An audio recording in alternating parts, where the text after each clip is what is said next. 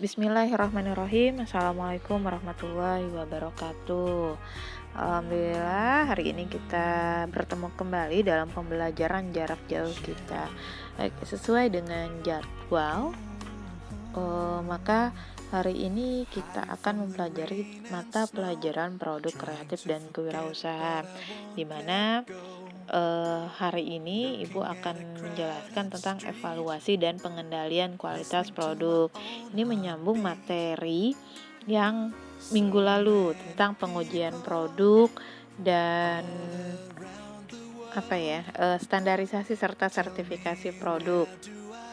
Nah, sebuah perusahaan yang mengolah bahan mentah menjadi barang jadi tentu harus melakukan evaluasi terhadap produknya sebelum diluncurkan ke pasaran. Untuk menghasilkan barang yang bermutu, perusahaan harus menentukan standar kualitas secara jelas. Hal ini perlu dilakukan agar barang yang dihasilkan tersebut sesuai dengan keinginan konsumen dan sesuai dengan kualitas yang ditentukan.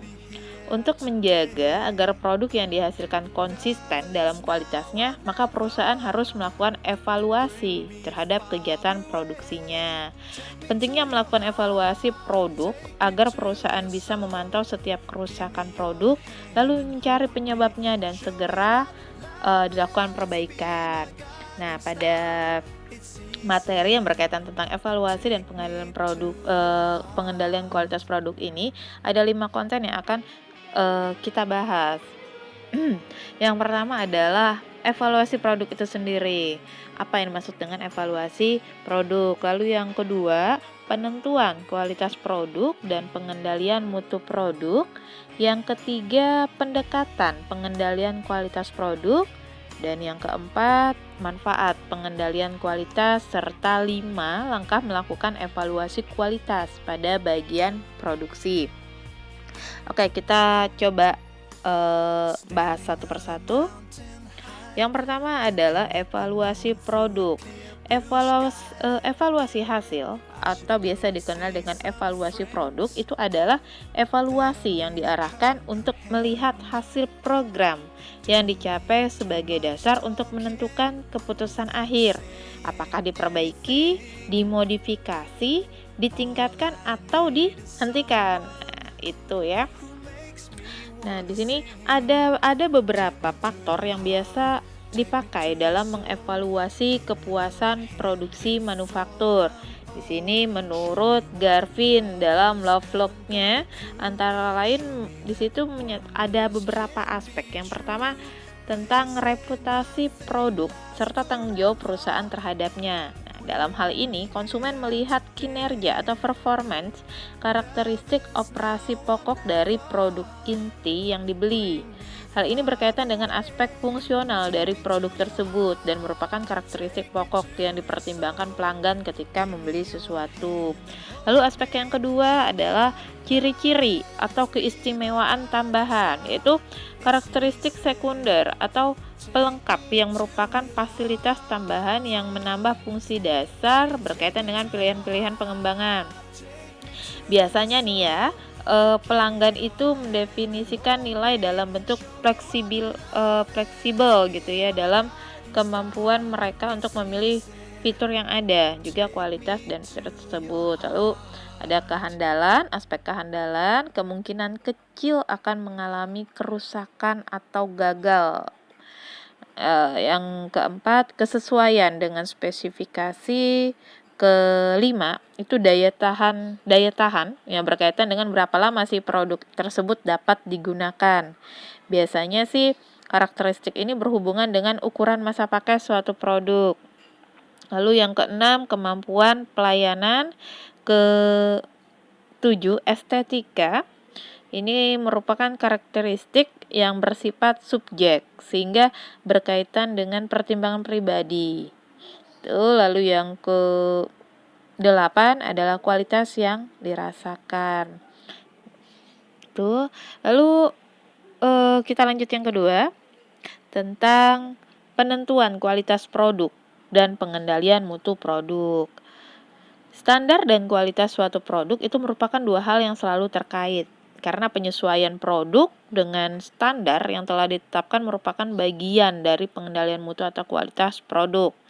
Nah, ada beberapa pendekatan pengendalian mutu ditentukan pada aspek-aspek ya elemen-elemen produksi seperti pengendalian manajemen pekerjaan, proses produksi, performance pegawainya atau pekerjaan gitu ya, dan kinerja integritas. Lalu kompetensi produksi, misalnya pengetahuan, keahlian, pengalaman, dan kualifikasi pekerjaan. Lalu elemen lunaknya sepertinya pegawai, kebiasaan di dalam perusahaan, motivasi, semangat tim, dan hubungan kualitas. Lalu pengendalian produksi. Nah, ini meliputi inspeksi visual. Inspeksi visual ini dilakukan oleh pihak pengendali mutu. Setelah inspeksi, pengendali mutu akan membuat daftar dan deskripsi mengenai kecatatan produk seperti apakah retak, apakah ada goresan gitu ya. Daftar tersebut lalu digunakan untuk sebagai produk yang tidak lulus kualifikasi mutu gitu. Pengendalian mutu terhadap produk ya tentu sangat diperlukan. Pengendalian mutu atau biasa kita kenal dengan quality control itu adalah proses penilaian dan pengawasan kualitas atas hal-hal yang berkaitan dengan produksi. Nah, ada beberapa standar dari kualitas suatu produk itu ditetapkan dengan pertimbangan hal-hal sebagai berikut. Yang pertama, ya dilihat dari kualitas produk pesaing. Minimal perusahaan itu menghasilkan produk dengan kualitas yang sama dengan pesaing. Bahkan dapat mungkin kalau bisa sih lebih baik daripada si pesaing. Lalu yang kedua, manfaat akhir dari produk. Apakah produk tersebut sebagai produk akhir atau barang perantara untuk diproduksi lebih lanjut. Lalu yang ketiga, keseimbangan antara harga dan kualitas. Perusahaan itu harus menyesuaikan harga jual dengan kualitas produk. Konsumen tidak akan segan membeli dengan harga tinggi jika kualitas dari produk yang dibelinya itu memang terjamin dan berkualitas high atau super. Tuh ya, bisa dipahami. Lalu yang ketiga adalah pendekatan pengendalian kualitas produk. Nah, ini tujuannya adalah untuk mencegah terjadinya penyimpangan baik bahan, tenaga, waktu maupun kualitas barang. Jadi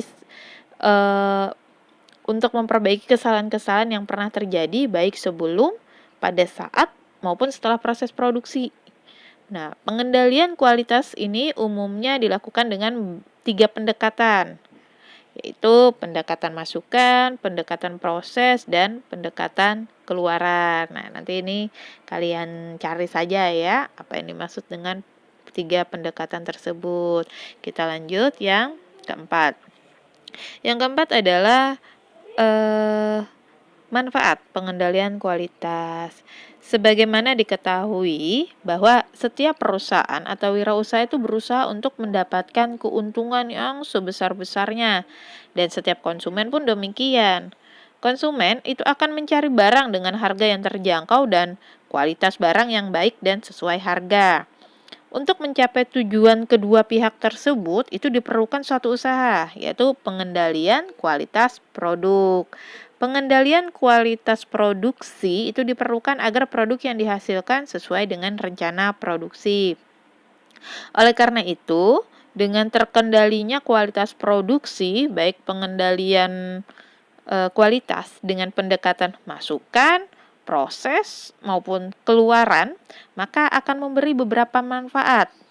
Nah, lalu ini manfaat bagi perusahaan. Manfaat bagi perusahaan itu adalah tercapainya efisiensi, dikarenakan tidak ada pemborosan bahan baku atau bahan bantu gitu ya, bahan penolong gitu, dan tidak ada pemborosan waktu ataupun tenaga kerja.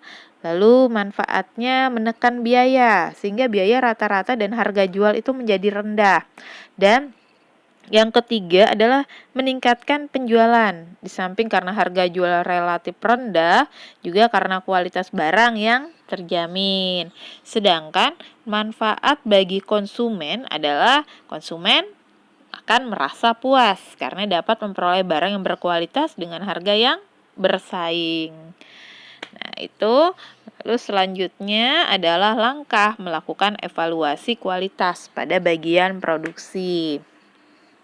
Dalam menghadapi persaingan yang semakin mengglobal, perusahaan dituntut untuk melakukan upaya agar mampu bersaing.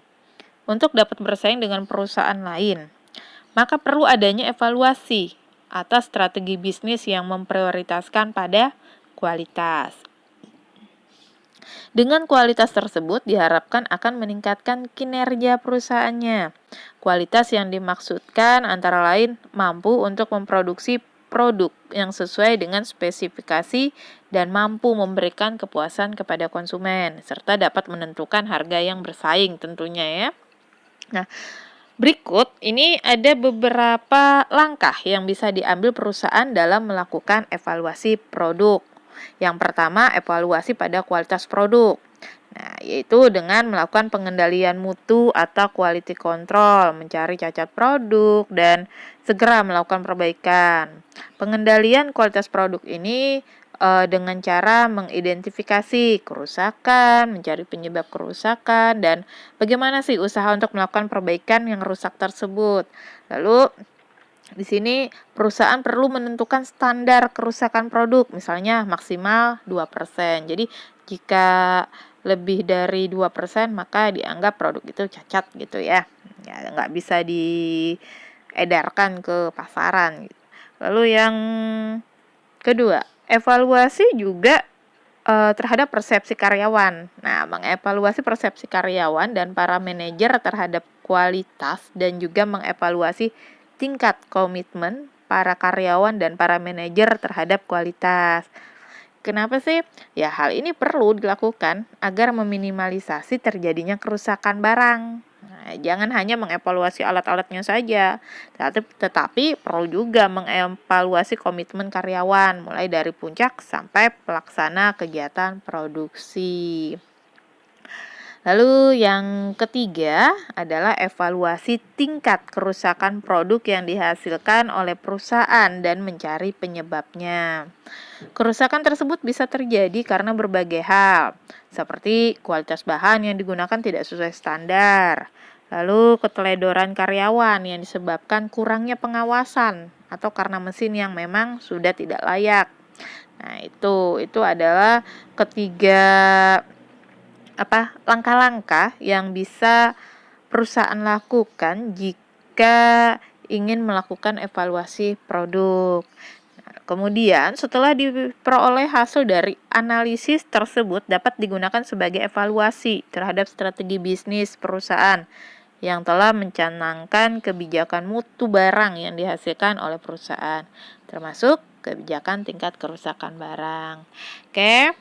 Mungkin itu saja yang bisa Ibu jelaskan untuk evaluasi pengendalian produk.